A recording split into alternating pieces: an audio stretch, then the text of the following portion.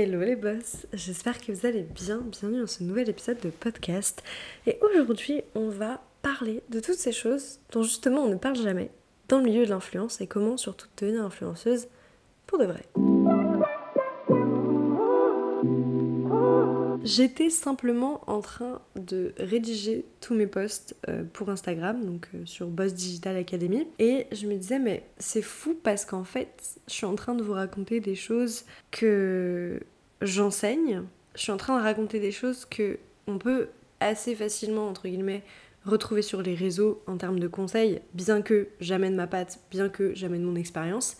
Et je me disais, mais qu'est-ce qu'on dit pas ? Qu'est-ce que moi-même, je pense même pas à dire parce que je le vois jamais ? Et c'est comme ça que cette vidéo est née, c'est comme ça que cet épisode de podcast est né. Je me suis dit, viens, tu fais le tour de toutes ces choses que t'as appris sur le tas, que t'as appris en rentrant dans le milieu, que personne ne t'a jamais dit avant. C'est parti. J'ai mes petites notes bien sûr, pour la version vidéo, vous voyez. Première chose, tout le monde pitch à différents levels dans l'influence.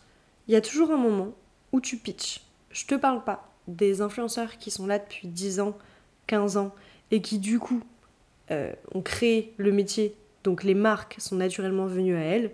Je ne sais pas et je ne pense surtout pas qu'à 15 ans, ils ont dû pitcher des marques, puisque le métier se crée à ce moment-là. Mais aujourd'hui, tout le monde pitch des marques. Que tu aies 5K, que tu aies 10K, que tu aies 20K, que tu aies 100K, que tu aies 200K, tu pitches des marques parce que tu passes des levels et donc tu veux travailler avec certaines marques. On est tellement de créateurs que les marques peuvent passer à côté de ton profil bien que tu correspondes parfaitement. Donc, c'est ton signe. Si tu es aux alentours des 5-10 000 par exemple, pitch. Si tu es aux alentours des 50 000, adapte ton pitch, mais va pitcher. Et si tu es aux alentours des 100K, c'est pareil. Adapte ton pitch. On ne pitch pas de la même manière parce qu'on a beaucoup plus de poids, beaucoup plus d'influence, beaucoup plus d'expérience au fur et à mesure. Néanmoins, tu pitches. Alors, depuis tout à l'heure, je dis pitch, je parle pas de ça, genre les petits gâteaux qu'on mange. Je parle du fait d'aller démarcher des marques et pitcher, en fait, tout simplement te présenter, dire qui tu es, ce que tu voudrais faire avec eux, te proposer un projet concret, une collaboration qui va aboutir sur quasi sûr une négociation et une signature. C'est l'idée. Deuxième chose, je suis rentrée très vite dans le vif du sujet, j'espère que vous m'en voulez pas, mais je suis trop impatiente de vous dire les choses. Puis c'est un épisode de podcast. On n'est pas là pour attendre et faire une intro à rallonge. Bref. Deuxième chose, les programmes ambassadeurs. Alors, j'ai pas mal de choses à dire là-dessus.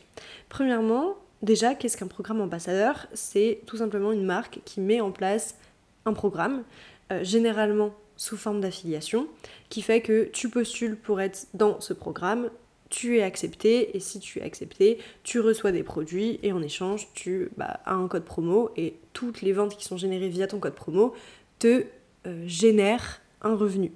Pour donner des stats, en général, on te donne un code promo qui fait 10 ou 15% pour que tu partages à ta communauté, et derrière, tu vas toucher genre 8% en moyenne de ta vente. Donc c'est minime entre guillemets, ça dépend ce que tu vends comme produit, on est d'accord.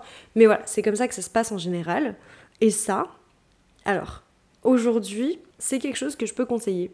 Je trouve que ça donne accès à des produits assez facilement et que ça te permet de rentrer aussi facilement dans le milieu de l'influence, dans le milieu des collabs. Néanmoins, c'est à prendre avec des pincettes parce que si je ne dis pas de bêtises, du plus loin que je me souvienne, les programmes d'ambassadeurs sont arrivés avec le dropshipping et surtout avec des marques très peu recommandables, très peu fiables. Et en fait, quand tu avais un programme d'affiliation sur ton site, c'était un peu un red flag. Donc, aujourd'hui, ce n'est plus le cas parce qu'il y a eu du tri et parce qu'on est beaucoup plus au courant de quelle marque on veut, à qui on fait confiance, à qui on ne fait pas confiance. Néanmoins, à faire encore peut-être un petit peu attention, vérifier, je sais pas, les CGV, la politique de confidentialité, de remboursement et tout ça du site pour voir ce qui se passe, toutes les mentions légales, genre, pour voir si c'est un vrai site, pour voir si c'est une vraie marque, etc. Mais hormis ça, techniquement, il n'y a pas trop de... C'est plus autant un red flag, disons, d'avoir un programme d'affiliation sur son site, et je trouve que c'est une trop bonne opportunité, surtout quand on débute. Donc si, encore une fois, t'es entre 2K et 10K, n'hésite pas à t'inscrire sur des programmes d'affiliation. Comment savoir s'il y a des programmes d'affiliation ? Alors premièrement, rejoindre Boss, parce que je partage dès qu'il y en a un qui est intéressant. Mais si tu n'es pas dans Boss et que ça ne t'intéresse pas, tu peux simplement fouiller les sites. Dès que tu vois une marque, je sais pas, une pub, ou juste tu suis une marque, bah tu vas sur leur site, tu vas voir s'il y a un programme d'affiliation. En général, c'est marqué ambassadeur ou travailler avec nous, bref, un truc comme ça. Tu fouilles leur site. S'il n'y a pas, bon bah tu peux toujours les contacter et du coup revenir au point numéro 1, c'est-à-dire pitcher. Ou tu peux aller sur une autre marque, tout simplement, et chercher des marques qui le font. Voilà. Troisième conseil qu'on ne dit jamais quand on veut être influenceur, ta personnalité est beaucoup plus importante que ton contenu. C'est peut-être encore trop récent pour qu'on en parle, je ne sais pas, mais en tout cas c'est quelque chose que je veux défendre corps et âme. En 2024-25, clairement, ton contenu passe après ta personnalité. C'est-à-dire que si tu me fais un contenu lisse qui me donne aucune saveur, qui me fait pas comprendre je sais pas qui tu es, comment tu penses, ce que tu vis, bah comment je vais créer du lien avec toi. Et du coup ton contenu, peut-être que je vais aimer le contenu, genre si tu fais un montage de ouf, si tu fais des plans de ouf, je vais adorer, mais en soi, qu'est-ce qui va me faire passer le step de m'abonner, genre suivre ta life, suivre autre chose, suivre tes autres contenus, si tu m'as rien donné en termes de personnalité? Je sais pas, tu vois. Et personnalité, ça veut pas dire que tu vas faire des blagues tous les quarts d'heure sur Instagram, ça veut juste dire qu'il faut que je comprenne qui tu es. Genre si t'es une meuf bien mode, bien hyper carré, chic, machin, évidemment, tu vas pas aller dans le truc de l'humour, peut-être que ça se trouve, tu vas même jamais faire de facecam, mais ta personnalité, c'est la manière dont tu as filmé, je sais pas, si t'as un petit sourire en coin dans tes vidéos, si t'as un regard un peu de braise, si tu cours, si quand tu choisis tes tenues, je sais pas, t'es dans un décor méga travaillé, ou si c'est toujours le bordel, ou si, je sais pas, t'as un grand dressing, ou si t'hésites tous les matins et on voit... je sais pas, 4 tenues à chaque fois dans tes contenus et que tu finis par mettre toujours la même chose. Bref, tout ça, ça me dit des choses sur toi. Donc, va pas chercher à te créer une personnalité pour te créer une personnalité, ça sert à rien. Mais donne-moi de la matière qui me fait que je vais m'abonner. Et ça, pour tout. Pour YouTube, pour Insta, pour TikTok, pour LinkedIn. Ton contenu, il peut être bien, mais il passera de bien à très bien seulement si tu mets ta personnalité dedans. Donc, à partir d'aujourd'hui, personnalité au-dessus des concepts. Conseil numéro 4, je crois, qui va de pair avec le conseil numéro 3. Et attention, ça me tient très à cœur, donc je vais essayer de pas m'emporter. Mais raconte des histoires autour de ta vie, mais pas juste ta vie. Parce que personne te connaît. Ta vie n'intéresse personne. C'est pas méchant, mais je veux dire, si t'es suivi par 2000 personnes, ça n'a rien à voir avec Enjoy Phoenix qui est suivi par des millions de personnes. Si Enjoy Phoenix raconte sa vie, il y a sûrement des centaines de milliers de personnes qui sont intéressées parce qu'on suit sa vie depuis des années et des années. Mais si toi, tu racontes ta vie, aussi intéressante soit-elle, aussi fun soit-elle, si tu me la racontes pas dans le sens universel, mais que tu fais du jeu, ou que tu la racontes pas vraiment en mode histoire, mais en mode voici une journée avec moi, et que je sais pas qui t'es, pourquoi je regarderais ta vidéo? Et ça, je me bats corps et âme pour le faire comprendre aux boss et pour leur apprendre, et c'est grave normal, ça met du temps, mais c'est tout le pouvoir du storytelling. Si tu veux être influenceuse, encore plus si tu veux être influenceuse lifestyle, faire des vlogs, etc., des facecam, genre, je sais pas, Get Ready With Me, Storytime, apprends à raconter des histoires. Si tu ne me racontes pas une histoire, pourquoi est-ce que je vais regarder ton contenu? Regarde Lena Situation. Lena Situation te raconte une histoire à chaque fois, quand bien même elle est connue. Donc elle est vraiment en mode storytelling before everything. Genre vraiment, c'est la base. C'est-à-dire que si tu me racontes pas d'histoire, encore une fois, ça rejoint la personnalité. Pourquoi je vais m'abonner, tu vois? Ton contenu, il peut être super beau, mais si ça m'apporte rien, je vais pas franchement m'abonner. Et encore une fois, il y a des personnes qui apportent de la valeur ou de l'histoire qu'avec le visuel. Donc, ne te bride pas sur les codes du storytelling comme tu peux l'entendre, c'est-à-dire il faut raconter une histoire pure et dure en mode ça commence par il était une fois et ça finit par ils vécurent heureux. Pas du tout. L'idée c'est comment toi tu veux raconter tes histoires. Mais il faut que tu m'embarques dans quelque chose. Un vlog d'une journée lambda, genre si tu me mets passe la journée avec moi, je passe la journée avec qui? T'es qui? Que si tu me mets passe la journée avec moi en tant que, je sais pas, docteur en... j'en sais rien, docteur en je ne sais quoi, bah déjà là ça peut plus m'intéresser. Au moins je sais à quoi m'attendre. Si tu me passes la journée avec moi en tant que juriste de 9 à 5 et influenceuse de 5 à 9, ah bah là ça m'intéresse. Je sais à quoi m'attendre.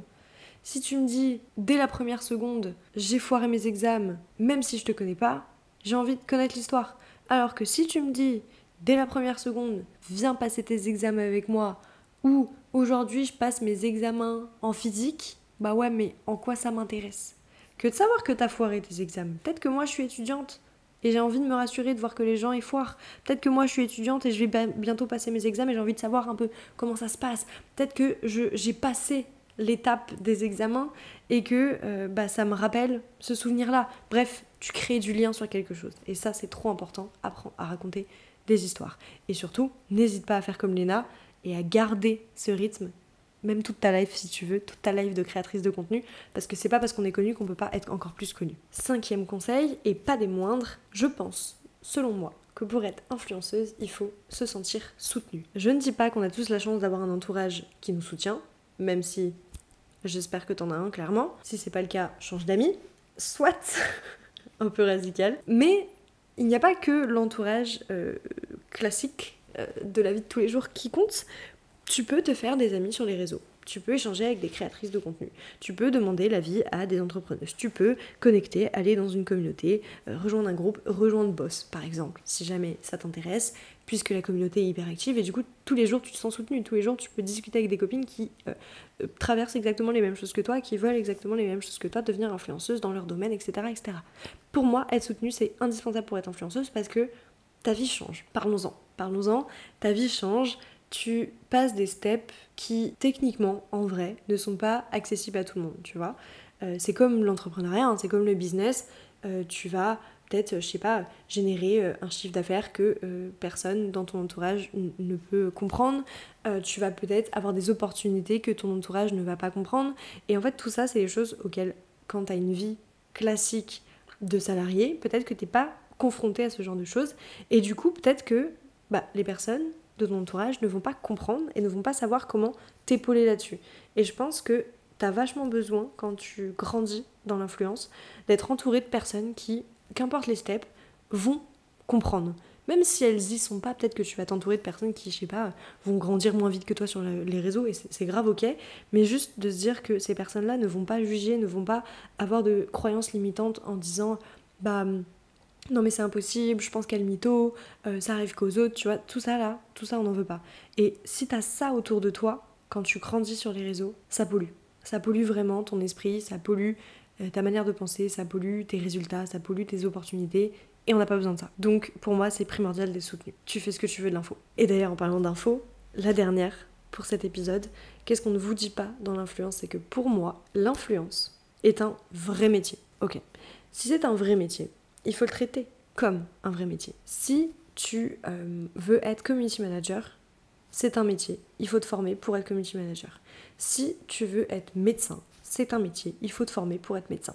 Si tu veux être caissière en supermarché, c'est un métier. Il faut te former pour être caissière. Tu as toujours des formations dès que tu arrives dans ton job. C'est pareil pour la création de contenu. Je suis désolée de le dire ça. Mais si tu veux que ça devienne ton job, il faut que tu sois formé. Qu'importe si tu peux te former au tout début ou si tu dois attendre de générer un peu de revenus pour te former, mais dans tous les cas, pour moi, tu dois aujourd'hui te former. On est tellement de créateurs et le marché a tellement explosé, comme le business, encore une fois, que il faut te former, il faut que tu apprennes les bases, il faut que tu saches quoi faire, il faut que tu saches gérer si demain tu as un gros contrat qui arrive, il faut que tu saches comment créer un bon contenu, comment attirer les gens en une seconde, comment faire un plan qui va matcher avec la cohérence de la marque et bla bla bla. Il y a tellement de choses à apprendre, je dis pas que c'est compliqué, je dis que c'est un métier et je suis pas du tout là pour promouvoir uniquement mon programme, genre pas du tout. Oui, j'ai un programme pour créatrice de contenu, mais je suis pas là pour ça, je suis juste là pour vous dire et pour faire prendre conscience dans notre état d'esprit et dans notre façon de voir les choses, notamment sur le marché francophone. On a un problème avec le fait de se former en ligne, mais en même temps, techniquement, il n'y a pas un bac+5 aujourd'hui pour être influenceuse, et si c'est le métier que tu veux faire, du coup, comment on fait ? Alors après, tu peux te former avec ce genre de vidéos, ce genre de podcast, comme je suis en train de faire. Il y a plein de contenus gratuits qui peuvent t'apprendre plein de choses. C'est pour ça que, encore une fois, c'est pas obligé 100% d'aller dans une formation en ligne, mais prends conscience qu'il y a peut-être un moment où tu vas arriver à un plafond de verre, à un blocage, et c'est à ce moment-là où du coup il va falloir level up tes compétences sur la création de contenu, sur l'influence, sur ton mindset, etc. Et peut-être que c'est à ce moment-là que tu auras besoin d'une formation. Selon moi, qu'importe le domaine, dans l'entrepreneuriat, dans l'influence, dans la création de contenu, dans le business de manière générale, on a tous besoin de se former et ça ne devrait pas être un tabou, ça ne devrait pas être compliqué d'accéder à des formations 100% sécures, qui forment pour de vrai, qui accompagnent pour de vrai. Voilà, je pense sincèrement que c'est hyper utile. Moi-même, je continue de me former toujours sur les sujets sur lesquels j'estime j'ai des lacunes. Je veux toujours aller plus loin dans mes compétences et je me suis pas lancée dans ce métier, donc qui est à la fois d'être influenceuse et à la fois d'être formatrice, pour m'arrêter là. Je veux pas me reposer sur mes acquis. J'ai fait 5 ans d'études en communication marketing dans un diplôme certifié par l'État. Maintenant, je mets ça de côté, genre c'est bon, j'ai roulé ma bosse dans la fac. Et aujourd'hui, je mets mon focus dans ok, comment je peux me former plus loin, comment je peux dépasser, aller plus loin que mes limites, comment est-ce que je peux vraiment exploser le game en fait. Je suis pas là pour être une micro-influenceuse, je suis pas là pour être une micro-coach. Je suis là pour exploser dans chaque domaine, qu'importe le temps que ça prendra. C'est mon métier, traite-le comme ton métier. C'est ça mon conseil pour conclure. Ok, j'espère sincèrement que ça t'a parlé. Je suis trop contente d'avoir fait cet épisode. Si tu l'écoutes sur l'audio, n'hésite pas à noter le podcast en mettant 5 étoiles si ça t'a plu. Et si tu es sur YouTube, n'hésite pas à commenter, partager, t'abonner à la chaîne. Ça me donne de la force, ça propulse la chaîne et surtout ça te permet de ne pas louper les prochains contenus qui sont pépites, si je peux me permettre. Merci beaucoup, je vous dis à dimanche prochain pour un nouvel épisode. Bisous.